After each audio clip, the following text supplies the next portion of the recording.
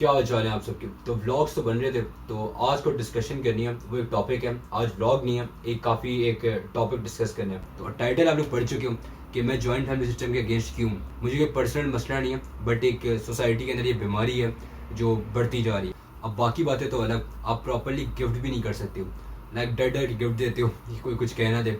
और कुछ लोग तो ये भी करते हैं कि यार कुंडी क्यों लगाई हुई है, ये क्वेश्चन है कोई। मेहमान आ जाए तो काम करना पड़ता है और ये सब चीज़ें, ये एक जहालत है। और पर जहालत तो क्या क्या है, लड़की के लाए फर्नीचर पे सोते हो तो ये भी कर ही सकते हो। तो जारी रखो अपनी जहालत, आखिरत में इसका हिसाब देना और फिर मज़ा आएगा तुम्हें। अच्छा, सबसे पहले हम इस चीज़ के ऊपर आते हैं कि शादी पे हमारे यहाँ लोगों के माइंडसेट क्या होते हैं कि जॉइंट फैमिली सिस्टम में साथ रहेंगे, हंस कर रहेंगे, हल्ला गुल्ला होगा। ऐसा कुछ नहीं होता। देखो, मैं समझाना ये चाह रहा हूँ, मुझे पता है जो मामाज बुआ हैं वो नीचे आके ऑफेंड होंगे। और क्योंकि देखो, उनके दिमाग की सलाहियत इतनी सी है और उनको कोई हक बात बताओगे, सच बताओगे तो उन्होंने पागलों की तरह भौंकना ही है। इसकी हम बेसिक समझते हैं कि आपके पेरेंट्स और आपके जो बड़े भाई हैं या कुछ भी हैं, वो कोई भी नहीं होते। वो कोई भी नहीं होते कि आपको डिक्टेट करें आपकी पर्सनल लाइफ के अंदर। पर्सनल लाइफ से मुराद ये है कि मैरिड लाइफ के अंदर वो इंटरफेयर करें और वो बताए कि यार आप अपनी वाइफ के साथ इस टाइम बाहर जा रहे हो, इस टाइम वापस क्यों आ रहे हो, और आपकी वाइफ का डिसीजन आपके पेरेंट्स है। अब कुछ लोग कहेंगे कि यार हर कोई इस तरह नहीं होता। भाई, होता है या नहीं होता है, आपको ये काम नहीं है। अब इसका एक फजूल सा आर्ग्यूमेंट दिया जाता है कि जॉइंट फैमिली सिस्टम के अंदर कि अगर लड़की खाना पका रही है तो 2 रोटी और बना दे, चाय बना रही है 1 कप और बना दे, कपड़े धो रही है 2 कपड़े और धो दे। ये दिया जाता है। ठीक है, काफ़ी वैलिड बात है कि अगर 2 रोटी और बना देगी तो कोई सेहत पर असर नहीं पड़ेगा। लेकिन एक बात और है, अगर लड़का पैसे कमा रहा है तो 10,000 रुपये लड़की माँ बाप को दे दे। लड़का ऑफिस से आके जो अपने माँ बाप के लिए लाता है वही लड़की के माँ बाप के लिए भी ले जाए। और जितनी खिदमत अपने माँ बाप के लिए करता है, क्या वो लड़की ने 2 रोटी एक्स्ट्रा बनानी थी ना?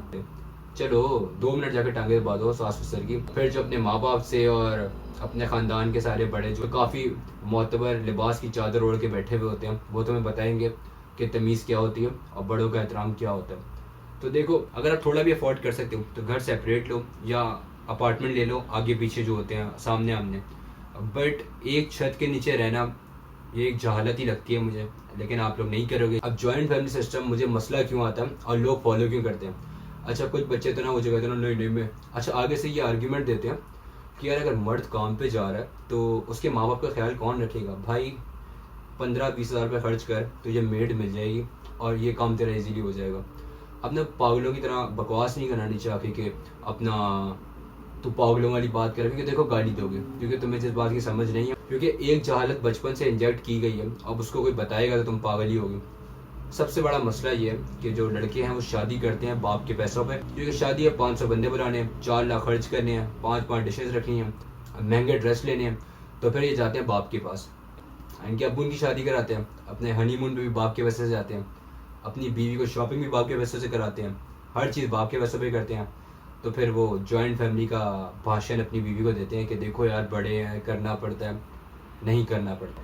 पहली बात तो ये बात इखलाक से गिरी हुई है कि आपके पेरेंट्स आपकी वाइफ के डिसीजन में आपको नहीं लगेगी क्योंकि आप नफसियाती हो, बट ये गिरी हुई हो। बट जहालत एक ऐसी बीमारी है जो उम्र के साथ साथ बढ़ती रहती है। आगे से कुछ लोग ये भी कहते हैं आपका जो हस्बैंड आपको महंगे ड्रेस दिलाता है और मेकअप किट्स दिलाता है तो ये वाली बातें करते हैं। भाई, तो ये उसमें फ़र्ज़ है, ये ड्यूटी है जो वो फुलफिल करेगा। पहली वजह ये देते हैं कि यार अगर वो रोटी पका रही है, पहली बात तो यार देखो, रोटी पकाने से उसका काम नहीं है। मैं भी कोई घर के काम नहीं करता, अभी मैं मैरिड नहीं हूँ, बट मेरी मदर सिस्टर कह रही है काम करने को, मैं नहीं कर रहा, तो मैं गलती पर हूँ और मैं गलत हूँ। इस बात को एक्सेप्ट करें, चाहे मैं हूँ या कोई और भी है। ये चीज़ें आप लोगों ने डिवाइड कर दी है कि जॉब लड़के करें और घर के काम लड़कियाँ करें। ये चीज़ें आप म्यूचुअल अंडरस्टैंडिंग से करते हो। बट सीन ये है, यहाँ तो शादी भी 500 लोग रजामंद होते हैं, माँ बाप मानते हैं। मतलब यहाँ 2 खानदान शादी करते हैं, गर्ल और बॉय का तो क्या ही है, उनसे कौन पूछता है। तो सीन ये है कि अच्छा, आपको जाहिला कहेगा अब तेरे साथ इस तरह कुछ हुआ होगा।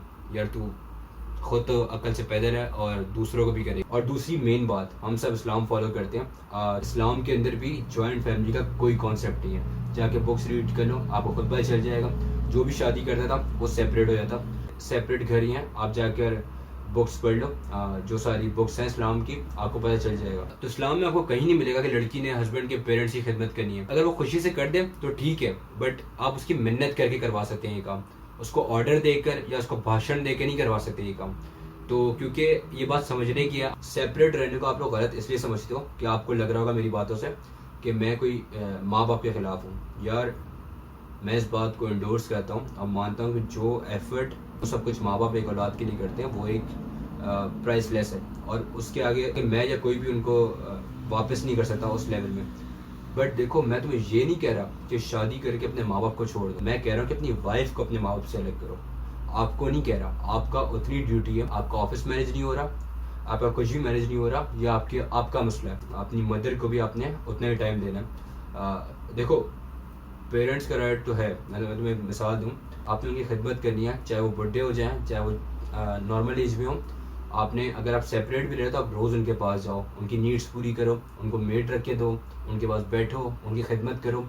ये मैं कह रहा हूँ सब करना है, बट ये आपने ही करना है।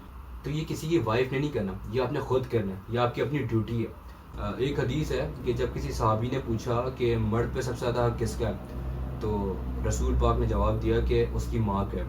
तो ये बात समझने की है कि ये काम आपके खुद के करने की। अगर आप अपने पेरेंट्स की खिदमत नहीं कर सकते, उनको मेड नहीं रख के दे सकते, या उनको टाइम नहीं दे सकते, तो ब्रो शादी नहीं करो। शादी करके किसी और पे एहसान नहीं करो, अपने ऊपर एहसान कर रहे हो। जिससे शादी करके आए हो उस लड़की पे एहसान नहीं कर रहे हो। तो ये जो बैठ के बातें बनाते हो ना कि या लड़कियों को टॉर्चर किया जाता है जिस बात पे, या इनडायरेक्टली टॉर्चर किया जाता है कि देखो बड़े हैं, इज्जत करनी है, वो इज्जत आप उनके माँ बाप को क्यों नहीं देते हो? उनको जाके पैसे देते हो। अगर आप कहते हो ना ये डोमेन में काम करते हैं कि लड़की घर ही काम करे और लड़का पैसे कमाए, तो लड़की 2 रोटी एक्स्ट्रा बना देगी, बट आप अपनी महीने की हर इनकम से 20%, ज़्यादा नहीं 50% नहीं, 20% अपने इन लॉज को दे देना। जो आपके इन लॉज हैं आप उनको दे देना। आपने इन लॉज की खिदमत करो, लाइक फादर इन लॉ और मदर इन लॉ की। से ये नहीं कह रहा हूँ कि अपने माँ बाप को छोड़ दो, उनका ख्याल नहीं रखो। उनका ख्याल रखना आप पे, मुझ पे, हम सब पे फ़र्ज़ है, ठीक है, बट आपकी वाइफ पे नहीं है। ये वाली बातें लड़कियां अपने हस्बैंड से नहीं कहती, डरती हैं ना, पता है डिवोर्स दे देगा। नीचे अगर कुछ लोग कहेंगे यार तू लिबरल हो रहा है, जो कि सही बात करे ना उसको वेरीफाई किया करो कि ये बात इस तरह है या नहीं है। तुम कुछ भी कहो, मुझे फ़र्क नहीं पड़ता है। मैं बस तुम्हारे दिमाग की जो एक जहालत है उसको मिटाने की कोशिश कर रहा हूँ कि जॉइंट फैमिली सिस्टम एक इंतहाई फजूल और बकवास चीज़ है। इस जॉइंट फैमिली सिस्टम के अंदर लड़कियों को अगर अपने पेरेंट्स के घर भी जाना है तो अपनी मदर इन लॉ से इजाज़त लेती है। आप जहालत का लेवल देखें कि अपने पेरेंट्स से मिलने के लिए एक लड़की को अपने हस्बैंड की मदर से परमिशन लेनी पड़ती है।